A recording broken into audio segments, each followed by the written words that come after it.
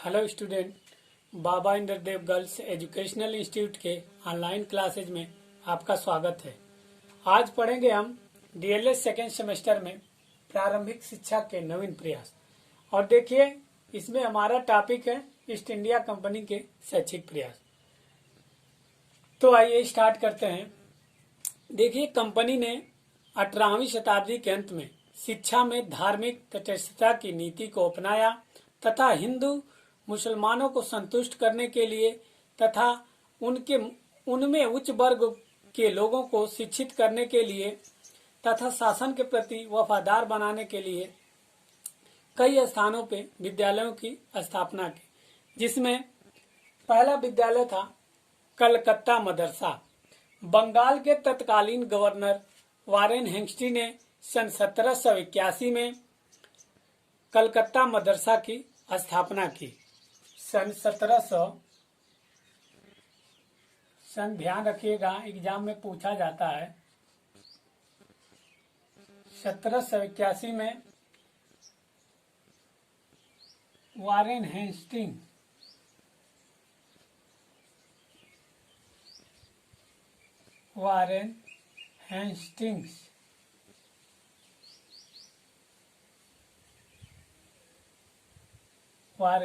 ने कलकत्ता में 1781 में इसकी स्थापना की।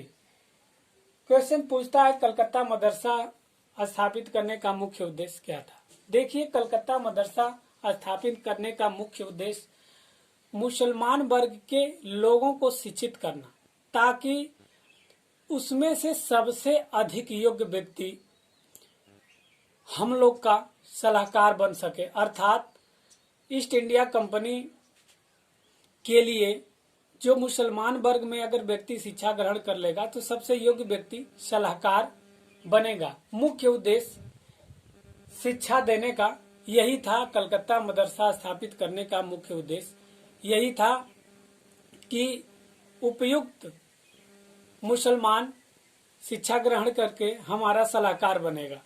और कलकत्ता मदरसा की कुछ विशेषताएं थी, देखिए जान लेते हैं।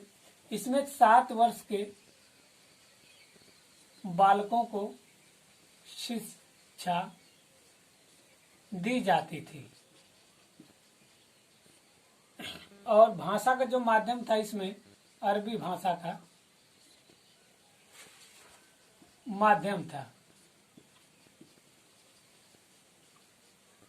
और कलकत्ता मदरसा में पूरे 1 हफ्ते पढ़ाई होती थी, शुक्रवार को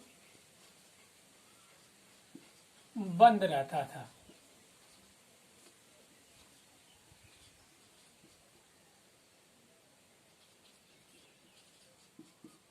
तीन बातें थी कलकत्ता मदरसा में।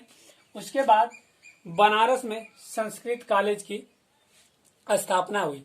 देखिए, जिस प्रकार मुस्लिम वर्ग को शिक्षित करके उपयुक्त सलाहकार की आवश्यकता थी, ठीक उसी प्रकार यहाँ पर हिंदू वर्ग को शिक्षित करके एक उपयुक्त और अच्छे हिंदू सलाहकार की जरूरत थी।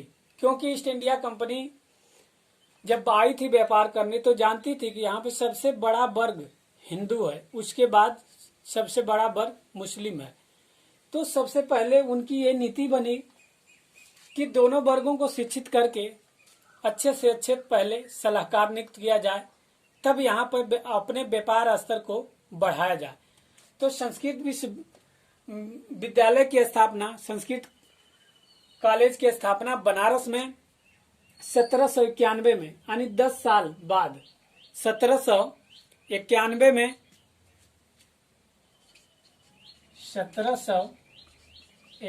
में जोनाथन डंकन के प्रयासों से हुई। और देखिए, ये क्वेश्चन पूछा था डीएलएड सेमेस्टर के एग्जाम में कि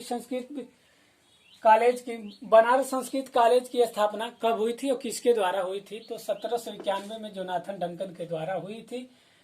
सबसे पहले ध्यान रखिएगा, कलकत्ता मदरसा की स्थापना हुई 1781 में। उसके बाद 10 साल बाद 91 में बनारस संस्कृत कॉलेज की स्थापना हुई।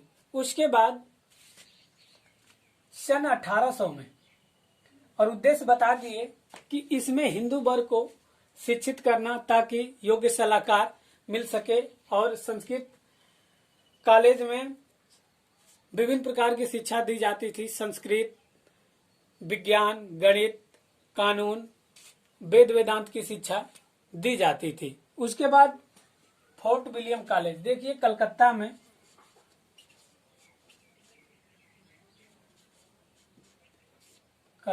में सन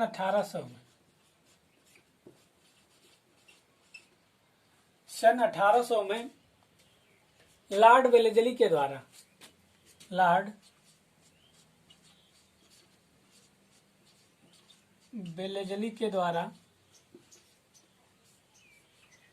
फोर्ट विलियम कॉलेज की स्थापना हुई।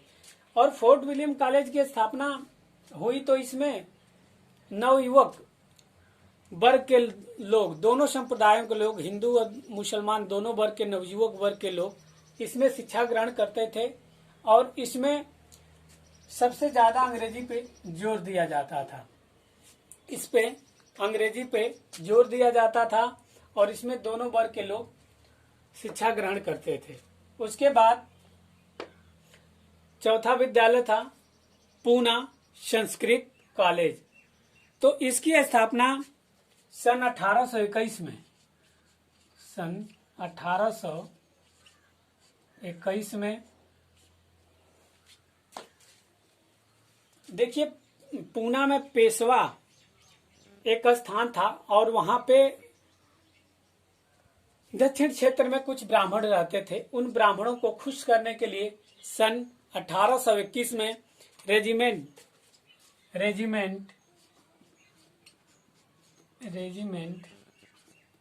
एलिफिंस्टन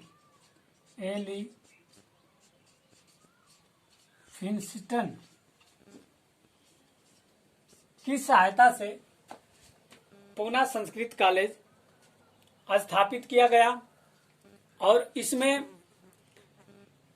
संस्कृत, वेद वेदांत, धर्म, कानून की शिक्षा दी जाती थी। और उसके बाद हमारा अगला टॉपिक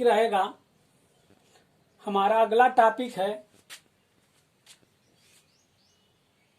1813 का आज्ञा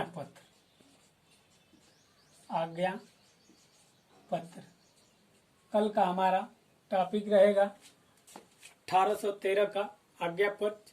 चार्टर्ड एक्ट 1813 भी कहा जाता है। तो आज के क्लास में इतना ही। धन्यवाद।